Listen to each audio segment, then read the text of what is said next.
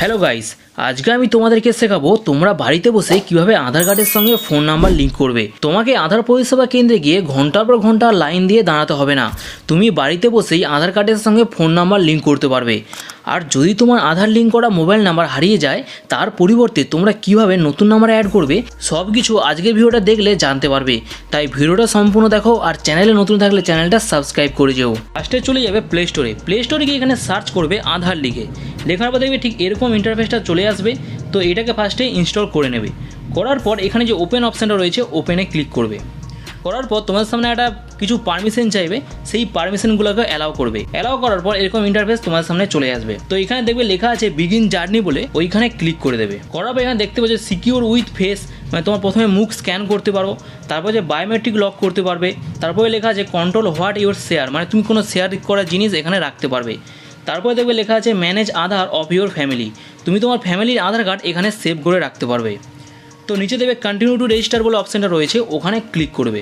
করার পর তোমার রেজিস্টার করার জন্য 3টা স্টেপ তোমাকে কমপ্লিট করতে হবে। প্রথম স্টেপটা তোমাকে পূরণ করতে হবে যে এন্টার ইউর আধার নাম্বার। প্রথমে তোমাকে আধার নাম্বার দিতে হবে। তো সেইটা করার জন্য দেখবে নিচে লেখা রয়েছে এন্টার ইউর আধার নাম্বার, তো ওইখানে ক্লিক করে দেবে। করার পর তুমি তোমার এখানে আধার নাম্বারটা দিয়ে দেবে। তো এখানে আধার নাম্বারটা তুমি লিখে দেবে। তো আমি এখানে আমার আধার নাম্বারটা লিখে দিয়েছি। লেখার পর এখানে নিচে লেখা রয়েছে কনফার্ম আধার নাম্বার, কনফার্ম করার জন্য ওইখানে ক্লিক করে দেবে। দেওয়ার পর তোমার সামনে এরকম কিছু কন্ডিশন আসবে, তো এইগুলোকে অ্যালাউ করে দেবে। এখানে যে বাক্সটা রয়েছে ওখানে ক্লিক করে দেবে। করার পর এখানে নিচে কন্টিনিউ অপশন রয়েছে, ওখানে ক্লিক করে দেবে। দেওয়ার পর তোমার যে কোনো একটা সিম এখানে সিলেক্ট করবে। তোমার ফোনে যদি দুটো সিম থাকে তো যে কোনো একটা সিম এখানে সিলেক্ট করবে। করার পর দেবে নিচে লেখা আছে কন্টিনিউ টু SMS, মানে তোমার ওই যে সিমটা তুমি সিলেক্ট করলে ওই সিমে একটা OTP আসবে। তো নিচে কন্টিনিউ অপশনে ক্লিক করে দেবে। দেওয়ার পর ওই সিমে একটা OTP আসবে। তারপরে দেখবে নিচে কন্টিনিউ অপশনটা থাকবে, ওইখানে ক্লিক করে দেওয়ার পর এখানে তোমার 3টে অপশন আসবে। প্রথমেটা হচ্ছে তোমার যখন মুখ স্ক্যান করবে, তো প্রথমে তোমার মুখটা স্ক্যান করবে, করার সময় চোখটাকে ব্লিঙ্ক করবে।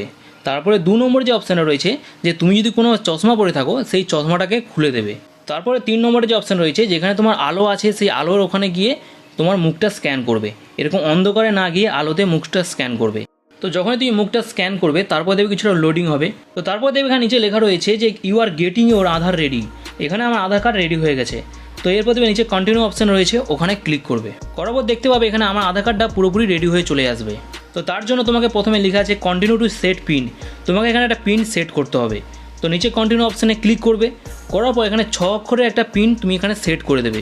প্রথমের ঘরটাতে তুমি 6 অক্ষরের পিন দেবে, সে একই পিন এখানে সিলেক্ট করবে। তো আমি এখানে পিনটা দিয়ে দিয়েছি। দেওয়ার পর নিচে কনফার্ম যে পিন অপশান রয়েছে ওখানে ক্লিক করবে। করার পর এখানে অ্যালাউ পারমিশন রয়েছে, ওখানে ক্লিক করে দেবে। তো এখানে দেখতে পাচ্ছ আমার আধার কার্ড কিন্তু রেডি হয়ে গেছে। তো এরপর দেখবে 4 নম্বরে যে অপশানটা রয়েছে সার্ভিস বলে, ওইখানে ক্লিক করবে। করার পর এখানে দেখবে 3টে অপশান রয়েছে। প্রথমে হচ্ছে মোবাইল নাম্বার আপডেট, তারপরে অ্যাড্রেস আপডেট, তারপরে দেখবে 3 নম্বরে রিভিউস ফ্যামিলি। তো প্রথমে যে অপশানটা রয়েছে মোবাইল নাম্বার আপডেট, ঠিক ওখানে ক্লিক করবে। যেহেতু তুমি মোবাইল নাম্বার অ্যাড করবে, এটা মিনিমাম 30 দিন সময় লাগে এখানে লেখা আছে, কিন্তু এটা 15 থেকে 20 দিনের মাথায় রেডি হয়ে যায়।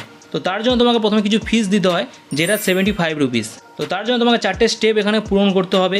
প্রথমে হচ্ছে ভেরিফাই কারেন্ট মোবাইল OTP, তোমার যে মোবাইল নাম্বারটা অ্যাড করা আছে সেইটা এখানে তুমি সিলেক্ট করবে। সেই নাম্বারটা তুমি দিয়ে একটা OTP আসবে, OTPটা এখানে পেস্ট করে দেবে।